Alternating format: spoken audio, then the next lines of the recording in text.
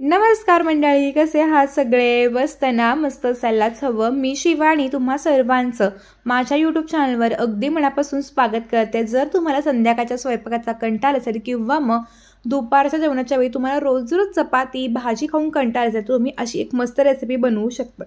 चला तर मग रेसिपीला सुरुवात करूयात. तर इथं बघा, आता मी 1 वाटी इतकी ही गव्हाचं पीठ घेतलेलं आहे. त्यामध्ये आता आपण चवीनुसार मीठ घालूयात.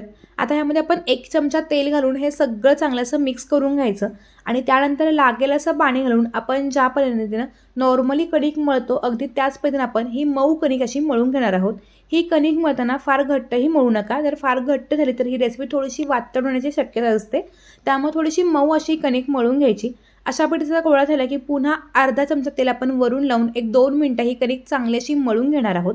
जर तुमच्याकडे शिल्लक किंवा जर राहिलेली कणिक असेल तुम्ही ती देखील याच्यामध्ये वापरू शकता.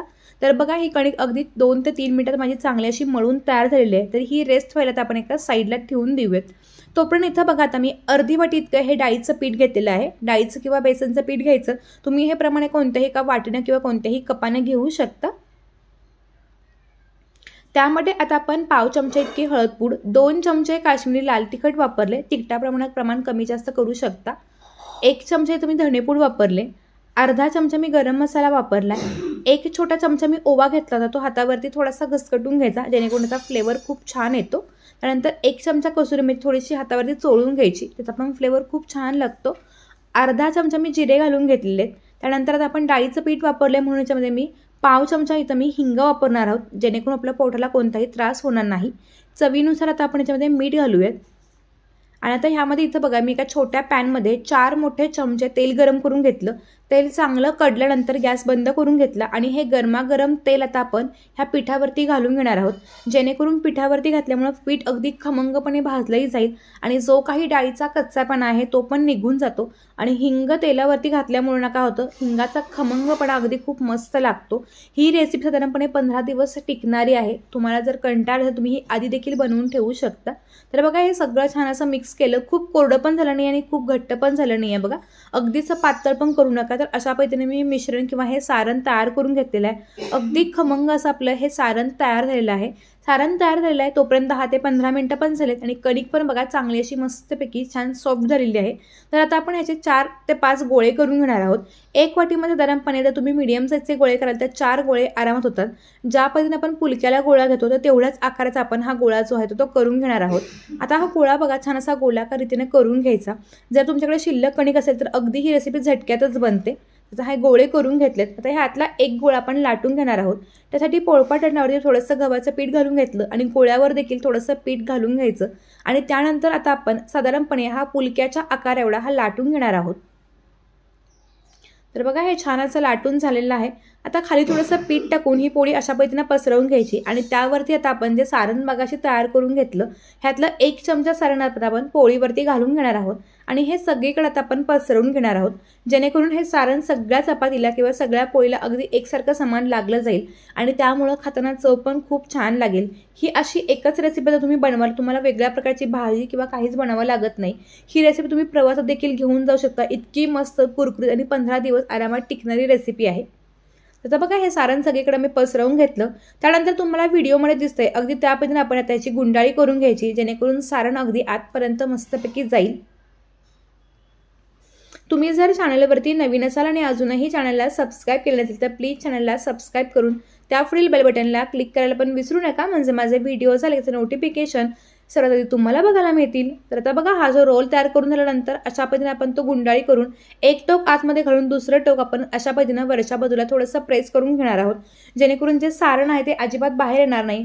आता थोडंसं पीठ घालून हलक्या हाताने आपण हे थोडंसं प्रेस करून घेणार आहोत, कारण जर आतमध्ये हवा भरली असेल तर हा पटकन आपला जो पराठा आहे तो फुटण्याची शक्यता असते. त्यामुळे मी अगदी अलगद हाताने हे अशा पद्धतीने पसरवून घेतलं. त्यानंतर थोडंसं पीठ टाकून आपण अगदी अलगद हाताने आता हे थोडंसं लाटून घेणार आहोत.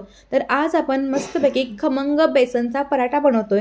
हा पराठा इतका टेस्टी लागतो की याला कोणत्याही भाजी चटणी किंवा कशाचीही गरज नाही आहे. हा नुसताच खाऊ शकतो. खायला तर खूप खमंग लागतो आणि अगदी पोटभरीची रेसिपी आहे.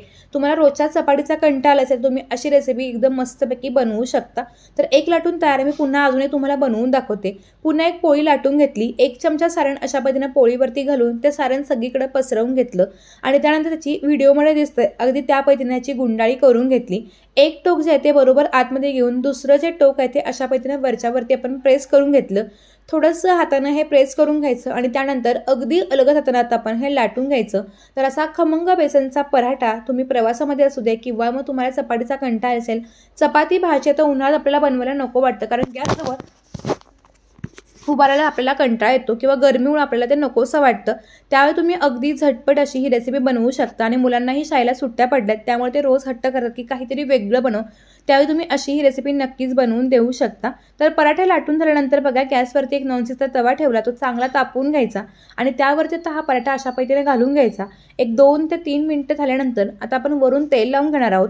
ह्या पराठ्याला तुम्ही तेलच लावा, तेलामुळे तो अगदी मस्त कुरकुरीत बनतो, त्यामुळे तुम्ही तूप न लावता तेलच लावा। थोडंसं असं बघा, थोडंसं छान असं हे झालं की डाग पडले गेले की असं हे पलटून घ्यायचं, जेणेकरून ते दोन्ही बाजूनं अगदी मस्तपैकी खरपूस असा भाजला जाईल।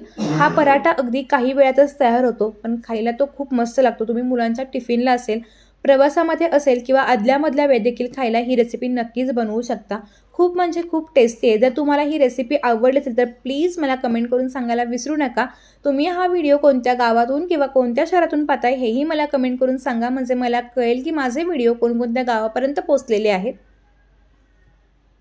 तर बघा मस्तपैकी हा पराठा जो आहे तो अगदी मस्तपैकी मी खरपूस असा भाजून घेते, थोडंसं प्रेस करून भाजून घ्यायचं, त्यामुळे त्याला छान डाग पडतात आणि बेसन आतलं छान शिजलं असल्यामुळे ना ते अगदी कुरकुरीत बनतात। हा पराठा अजिबात मऊ होत नाही, भरपूर लेयर्सही पडतात, दिखता क्षणी तोच आपल्याला खावासा वाटतो, इतका टेम्पटिंग बनतो। बाकी सगळे पराठे देखील आपण अगदी अशाच पद्धतीने हे मस्तपैकी शेकून घेणार आहोत। पाहुण्यांना पण आपल्याला बऱ्याच वेळी प्रश्न पडतो की रोज त्यांना आपण पोहे किंवा उपमा पण करून देऊ शकत नाही, काहीतरी वेगळं बनवायचं आहे, तरी ही रेसिपी तुम्ही नक्कीच करू शकता। खाणारा प्रत्येकजण तुमचं कौतुकच करेल, पोट भरेल पण मन भरणार नाही, इतकी मस्त भन्नाट अशी ही रेसिपी आहे। जरूर करून बघा, तुम्हाला आवडली तर तुम्ही तुमच्या नातेवाईकांमध्ये देखील शेअर करा, म्हणजे त्यांना देखील असा छान छान रेसिपी बघता येतील। तर बघा किती हा पराठा जागोजागी फुगतोही, त्यामुळे याला भरपूर लेयर्स पडतात। आपण बऱ्याचदा लच्छा पराठा वगैरे बनवतो, पण त्याची फोल्ड करण्याची पद्धत वेगळी आणि ही रेसिपी करण्याची पद्धत वेगळी आहे। मस्त असे गरमागरम आपले हे खमंग बेसन पराठे तयार झालेले आहेत आणि सगळ्यात महत्त्वाचं म्हणजे हे जास्त दिवस टिकतात, त्यामुळे तुम्ही हे आधी देखील करून ठेवू शकता आणि आयत्या वेळी ज्यावेळी तुम्हाला कंटाळा येतो त्यावेळी तुम्ही अशी मस्त रेसिपी खाऊ शकता। ह्याला भाजीची किंवा कशाची गरज नसल्यामुळे अगदी साधी सोपी रेसिपी आहे, तुम्ही ही नक्की करून बघा। आतूनमध्ये बघा किती मस्तपैकी छान डाग पडलेले आणि सारणही अगदी मस्तपैकी भरले गेले। चला तर मग भेटूत एका नवीन आणि इंटरेस्टिंग अशा छान सोप्या रेसिपीवर, तोपर्यंत धन्यवाद, बाय बाय।